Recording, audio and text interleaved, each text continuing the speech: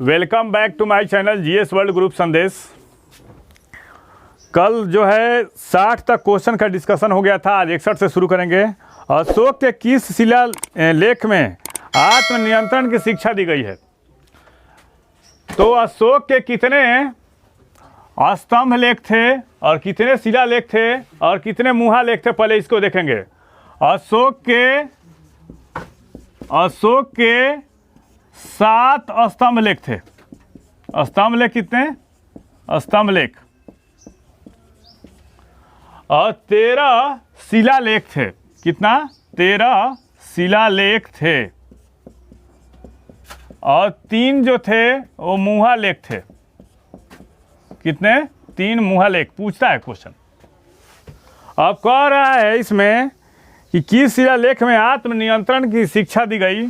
तो आत्मनियंत्रण मतलब किस शिलालेख में, तो आत्मनियंत्रण की शिक्षा जो दी गई थी वो छठा में दी गई थी। किसमें? छठा में। और कलिंग युद्ध का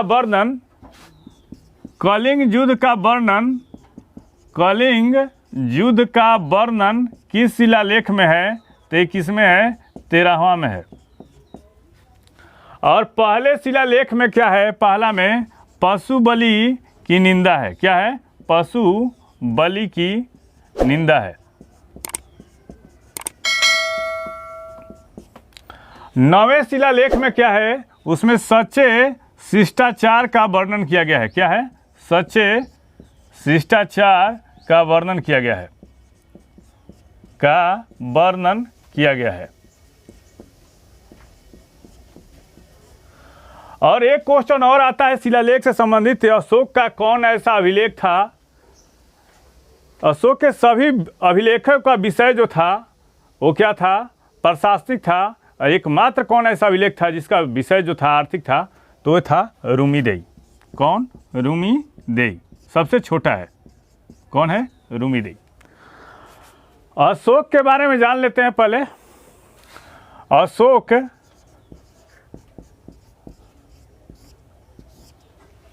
के बारे में, अशोक ने की सबसे बड़ी विजय कौन थी? एक कलिंग विजय थी। कौन? कलिंग विजय। और किस राजा को हराया था? तो खारवेल को हराया था। किसको? खारवेल का हराया था। कलिंग का एक राजा था। और खारवेल के बारे में पूछता है किस वंश का था? तो ये चेदी मेघमाहन वंश का शासक था। और अशोक की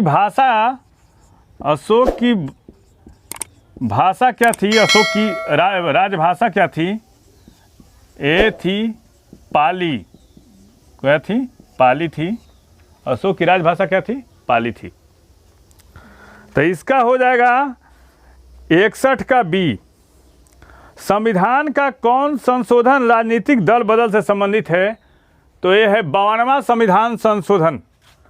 52वां संविधान संशोधन द्वारा संशोधन कब हुआ था? ये हुआ था 1985 में। उस समय प्रधानमंत्री कौन थे? राजीव गांधी। कौन थे प्रधानमंत्री उस समय? राजीव गांधी थे। राजीव गांधी थे। तो कह रहा है इसमें क्वेश्चन कि संविधान का कौन सा संशोधन राजनीतिक दल बदल संबंधित है? तो 52वां संविधान संशोधन है। कौन है? 52वां।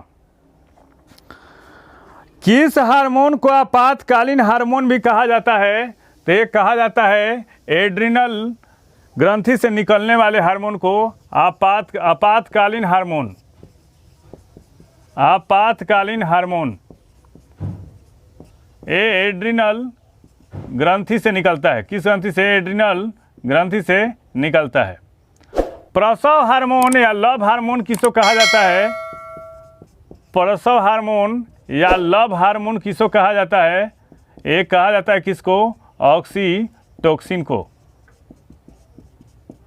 ऑक्सीटोसिन। और आपातकालीन हार्मोन को क्या कहता है? उसको जीवन रक्षक हार्मोन भी कहा जाता है।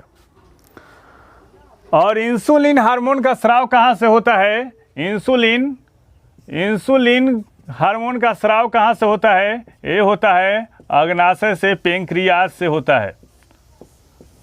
पूछता है क्वेश्चन कि अगर अग्नाशय खराब हो जाए, ध्यान देंगे कल के लिए, अगर अग्नाशय खराब हो जाए तो क्या होगा? तो इंसुलिन का निर्माण शरीर में नहीं होगा। और इंसुलिन के फॉर्मेशन में कौन सी धातु काम करती है?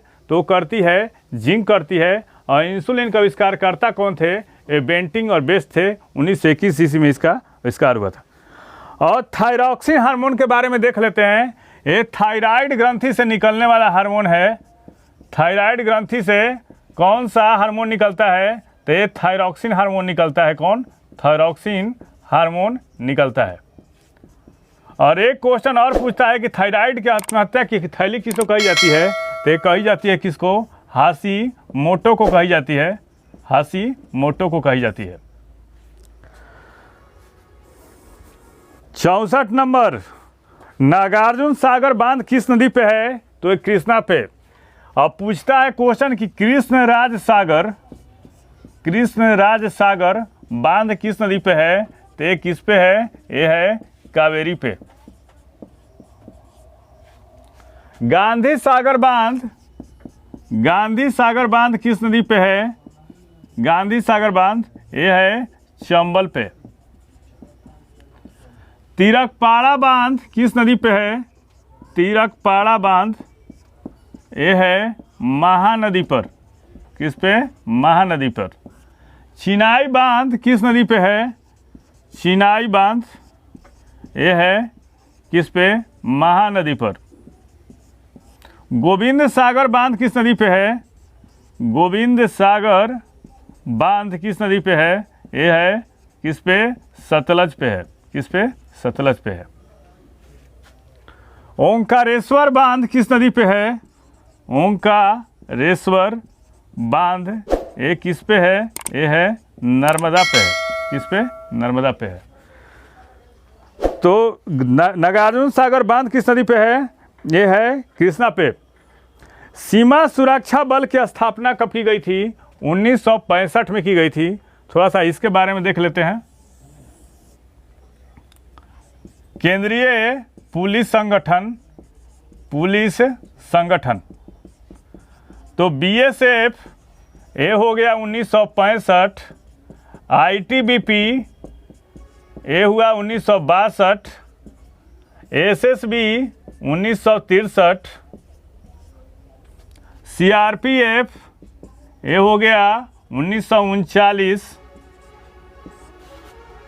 होमगार्ड ये हो गया 1962। टेरिटोरियल आर्मी ये हो गया 1949। एसपीजी ये हो गया 1984। SPG NSG 84। और एसपीजी 1985। असम राइफल्स 1835। सीआईएसएफ ये हो गया 1969। और मार्कोस कमांडो ये हो गया 1987। कब? 1987। और आरएएफ रैपिड एक्शन फोर्स जो केंद्रीय पुलिस सीआरपीएफ का एक भाग है, इसका हो गया था 1992-93 में इसका हुआ था। कांच में किस पदार्थ को मिलाने से कांच का रंग जो होता है हरा हो जाता है? तो ये होगा कौची? पोटेशियम डाइक्रोमेट होगा। 66 का बी। दालचीनी जो है पेड़ के किस भाग से प्राप्त होता है? तो ये छाल से प्राप्त होता है। किससे होता है? छाल से। तो 67 का क्या हो जाएगा? सी हो जाएगा। मलिक काफूर किसका जनरल था? ते था अलाउद्दीन खिलजी का। मलिक काफूर जो था उसको क्या कहता था? हजारे दिनारी एक हिंदू जाति का हिजड़ा था, जिसको गुजरात विजय के पश्चात इसको अलाउद्दीन खिलजी ने लाया था। और अपनी स्वामी भक्ति और कर्तव्य निष्ठा के बदौलत अलाउद्दीन का खासम खास हो गया। और दक्षिण भारत को जीतने में मलिक काफूर ने अलाउद्दीन खिलजी की भरपूर सहायता की थी। बाद में क्या हुआ कि अलाउद्दीन खिलजी के बेटे को अंधा कर दिया और खुद तख्त पर बैठा था, लेकिन कुछ दिन के पश्चात मलिक काफूर को भी कत्ल कर दिया जाता है और उसको सत्ता से हटा दिया जाता है। और बलबन के बारे में जान लेते हैं। बलबन ने राजत्व का सिद्धांत दिया था और लाल महल का निर्माण किया था। और तुगरिल खां का जो विद्रोह हुआ था वो बलबन के टाइम में हुआ था। और अलाउद्दीन खिलजी की सबसे महत्वपूर्ण बात, दीवाने मुस्तक राज की स्थापना की थी। वित्त विभाग था, अस्थाई सेना उसने रखी थी, सेना को उसने शून्य आधारित प्रणाली पर गठन किया था और अपने सैनिकों के लिए हुलिया जो होता है हुलिया प्रथा की शुरुआत की थी। और अलाउद्दीन खिलजी की सबसे बड़ी विशेषता एक और थी कि उसने दक्षिण भारत के राज्यों को जीता था। अब मोहम्मद बिन तुगलक के बारे में देख लेते हैं। इसको रक्त पिपासु, बर्बर, विरोधाभासों का मिश्रण, अपने युग का अरस्तु जैसे उपमा से नवाजा गया। इसको अपनी ज़िंदगी में असफल रहा मोहम्मद बिन तुगलक। और फिरोज शाह तुगलक क्या किया कि एकता प्रथा को दोबारा शुरुआत किया, सैन्य पदों को वंशानुगत किया फिरोज FST ने।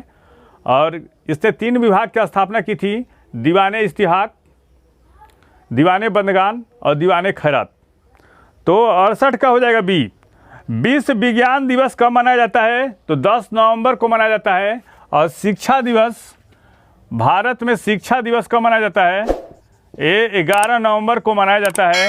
मौलाना अबुल कलाम आज़ाद की जयंती पर मनाया जाता है 11 नवंबर को। और 17 नवंबर को क्या मनाया जाता है? 17 नवंबर को विश्व दूर संचार दिवस मनाया जाता है। क्या? दूर संचार दिवस मनाया जाता है। कब? 17 नवंबर को मनाया जाता है। ग्लूकोज से एथिल अल्कोहल के लिए उत्प्रेरक का काम कौन करता है? तो ये करता है जाइमेज। 70 का ये हो जाएगा। और प्रोटीन को पाचन करने में कौन सी एंजाइम मदद करती है? तो ट्रिप्सिन होगा। और कार्बोहाइड्रेट का पाचन करने में माइलेज, और स्टार्च को पाचन करने में डाइजेस्टेज होता है। वसा को पाचन करने में कौन करता है? लाइपेज करता है। 71 नंबर, किसको पर्ल ऑफ साइबेरिया कहा जाता है? तो बैकाल झील होगा। पर्ल ऑफ साइबेरिया किसको कहता है? बैकाल झील को, जो रसिया का सोवियत रूस के एक पार्ट में है। महात्मा गांधी ने सर्वोदय की मान्यताएं किस पुस्तक से ग्रहण की थी? एक काफ़ी इंपॉर्टेंट क्वेश्चन है। सर्वोदय की अवधारणा गांधी जी ने कहाँ से लिया था? सर्वोदय अनटू द लास्ट से लिया था। और सविनय अवज्ञा आंदोलन चलाने की प्रेरणा किससे लिखी थी? किस पुस्तक से ली थी? किस विचारक से सविनय अवज्ञा आंदोलन चलाने का ये लिया था? डेविड थोरियू से लिया था। किससे? डेविड थोरियू से सविनय अवज्ञा आंदोलन चलाने का प्रेरणा लिया था। और पूछता है कि भारत छोड़ो आंदोलन के समय में कौन सा पत्रकार गांधी जी के साथ था? तो ये था लुई फिशर। और सविनय अवज्ञा आंदोलन के समय कौन सा पत्रकार था? तो ये था बेब मिलर था। अंतर्राष्ट्रीय तिथि रेखा किसको कहा जाता है? 180 डिग्री देशांतर को। और तुलसीदास ने रामचरितमानस किसके शासन में लिखी थी? तो अकबर के शासनकाल में तुलसीदास ने रामचरितमानस लिखा था। और रामचरितमानस किस भाषा में तुलसीदास द्वारा लिखित है? वो अवधी भाषा में है। किस भाषा में? अवधी भाषा में है। भारत का प्रथम उर्वरक संयंत्र कहाँ लगाया गया था? ये सिंदरी में लगाया गया था। और कब लगाया गया था? 1951 में लगाया गया था।